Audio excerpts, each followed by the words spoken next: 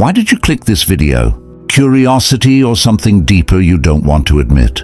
If you're here, it's because you've seen the truth. Money doesn't hold her the way desire does. Like the video. Subscribe. Let's talk about what really pulls her in. You've watched men with power lose women to men with presence. You've seen women ignore comfort and chase chaos. And somewhere in your gut, you know it's not about the size of a paycheck. It's about something quieter, older, and harder to fake. She doesn't crave wealth. She craves the feeling of being overpowered by a man's energy, not his possessions. The world told you to build your wallet, but she's drawn to what your wallet can't buy.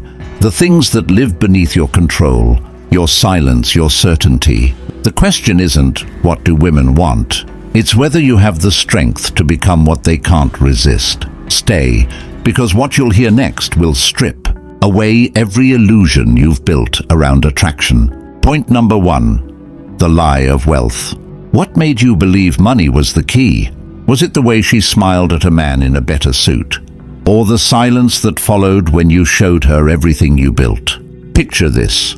You're standing in your apartment at midnight, lights low, phone face down. You worked for years to make something of yourself, but the bed behind you is empty.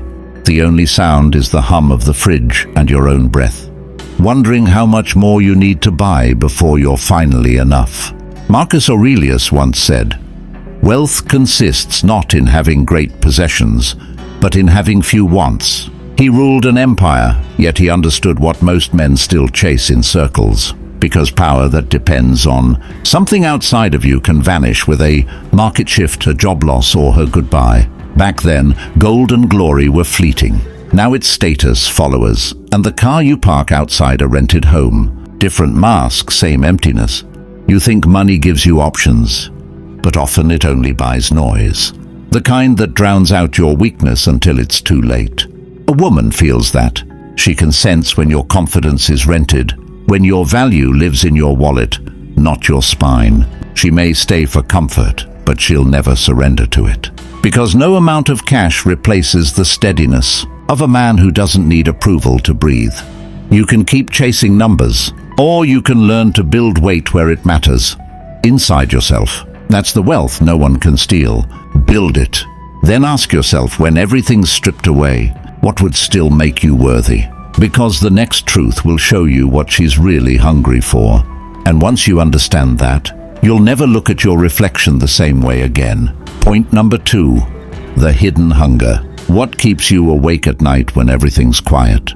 Not the noise of the city, not the bills, but that pull you can't explain. It's the hunger beneath all your goals, the one you don't talk about. You feel it when she looks at you, then looks away. When you walk into the gym and see a man she once wanted more. When you scroll through your phone and tell yourself you're focused, but deep down you want to be felt, not just seen. Seneca once said, "No man is crushed by misfortune unless he has first been deceived by prosperity." You think hunger is for success, but it's not. It's for meaning, and most men mistake attention for it. In the old world, warriors earned their peace through blood and burden. Their hunger was a compass. It led them toward pain because that's where truth lived. Now men chase shortcuts, comfort, validation. But every time you feed the hunger with cheap rewards, it grows louder. She doesn't crave your perfection. She's drawn to that controlled hunger inside you, the one that refuses to die even when life dulls you. The man who starves his ego, but feeds his purpose has a gravity no wealth can replace. You don't tame that hunger. You learn to live with it. You make it your edge. Feed your focus. Then ask yourself, when no one is watching, what are you really chasing? Because the next truth will reveal why presence, not promises, makes her stay. And once you see it, you'll understand what separates men who attract from men who chase. Point number 3, the power in presence. When was the last time you sat in silence and didn't reach for your phone? Not to check, not to scroll, just to be. Most men can't. They panic in quiet rooms because silence exposes what they've avoided. You see it everywhere. A man waits for her text, refreshing his screen. Another flexes at the gym, loud and restless. Each one mistaking movement for strength, noise for control. Epictetus said, "No man is free who is not master of himself." Presence is mastery. It's when your breath stays calm while chaos unfolds. It's when your eyes meet hers and you don't need to speak. In the ancient world, warriors trained stillness before battle. Their enemies moved.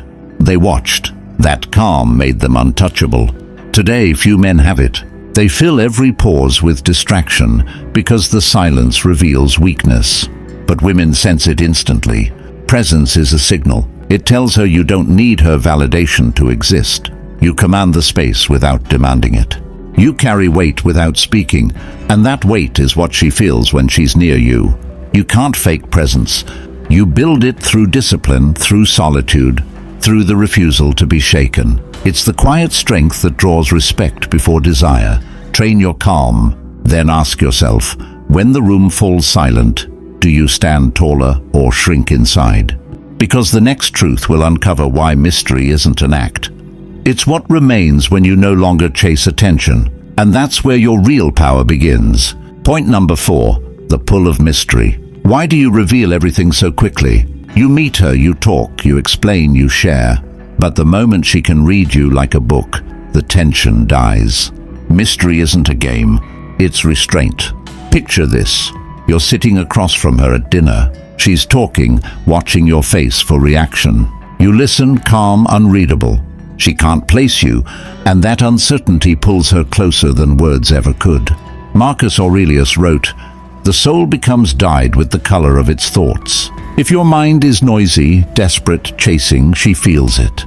If it's centered, detached, deliberate, she feels that too. Mystery starts in the mind, not the mouth. In the old world, a man's silence spoke louder than a speech. Kings, soldiers, philosophers, they understood that revealing less meant possessing more. Today, men overshare, over-explain, overprove. They drown in their own transparency, mistaking exposure for connection. A woman isn't drawn to what she fully understands. She's drawn to what she can't predict. Not because she wants confusion, but because uncertainty breeds interest. The unknown keeps her attention alive. You don't need to act distant. You need to become grounded enough to not need to be seen. That's what creates mystery. A man who is content within himself, not performing to hold her gaze. Guard your depth. Then ask yourself, when she looks into your eyes, does she find a script or a question?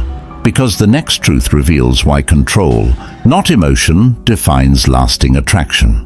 And once you master that, she won't just notice you. She'll feel your presence long after you leave. Point number 5, the weight of control. When was the last time you lost control? Not just anger, but the small slips, the jealous glance, the sharp reply, the need to be right. Every time you react, you hand your power away. Picture it. She tests you with silence. Your messages go unanswered. You pace the room, overthink, type and delete. That's not love. That's weakness pretending to care. Seneca said, "He who conquers himself is the mightiest warrior." You can't lead, attract, or command if you can't stay steady when things break. Control isn't about suppressing emotion. It's about owning it so it doesn't own you. In ancient Rome, men trained their minds before their bodies. They prepared for betrayal, loss, humiliation. Because a man who remains calm under fire cannot be controlled. Today, the battle is internal. Notifications, temptation, validation. The same fight, different weapons. A woman feels it when you break frame, when your tone shifts, when your peace depends on her response. The moment she senses your center move, the respect fades. Control isn't coldness, it's composure. It's choosing response over reaction, patience over panic. It's what separates power from chaos. Hold your ground. Then ask yourself, when pressure hits, do you command yourself or collapse into emotion? Because what comes next isn't about women at all. It's about the man who learns to rule his own mind, and in doing so, becomes untouchable. You've made it to the end, and that already says something about you. You're not here for shortcuts. You're here to understand yourself, the parts that can't be bought, copied or performed. What we talked about today wasn't really about women. It was about you reclaiming your center, your presence, and your control. Because once you master those, everything else falls into place. If something in this video hit a nerve, sit with it. That's where the growth starts. And if it brought you value, take a second to like the video and subscribe, not out of habit, but because this space is built for men who want to move different, think different, and live with weight. Thank you for watching. Seriously, every time you show up, it pushes this message further. And it reminds me there are still men out there who want to become better. Share your thoughts in the comments. Tell me what part spoke to you most, or what you're working on right now. Your story might be the one another man needs to hear. With that said, thanks for watching, and until next time.